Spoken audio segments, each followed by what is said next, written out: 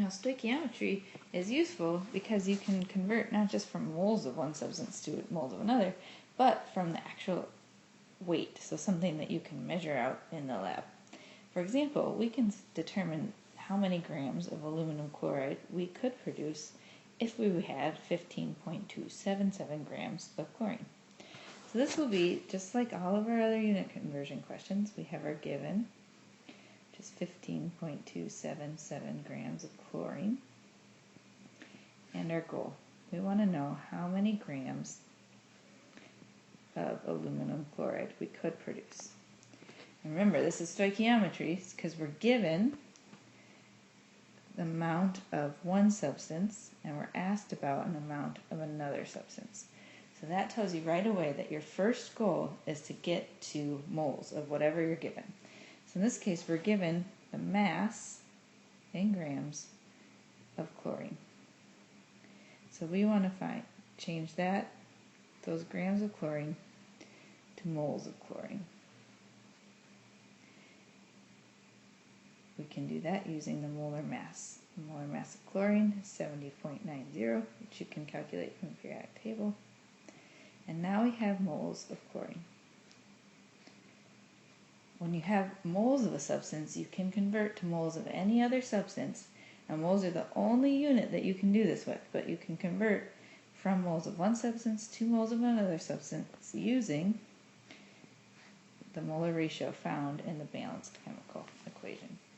So we'll put moles of chlorine on the bottom, and we're asked about aluminum chloride. So we'll put moles of aluminum chloride on top. Looking at the balanced equation, we see that you need 3 moles of chlorine, just the coefficient in front of chlorine, for every 2 moles of aluminum chloride.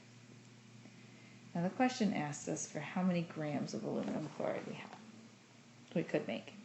So we want to cancel out the moles of aluminum chloride, put that on the bottom, and we want to convert that to grams of aluminum chloride. We do that using the molar mass of aluminum chloride, which you can calculate from the periodic table. And then our moles of aluminum chloride cancels out, and we're left just with grams of aluminum chloride.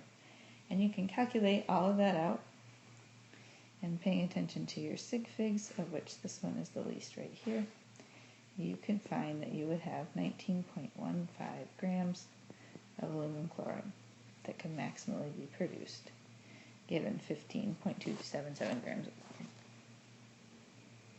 Now, please remember, you have to convert using this step from moles to moles. You can't convert from grams of one thing to grams of something else. You need to go through moles because the chemical reaction is happening on an atomic scale, and so it's counting atom to atom, which is the same as counting mole to moles. And so it's important to do this step right here, do moles. So that when you're doing stoichiometry, your first step will always be to get to moles.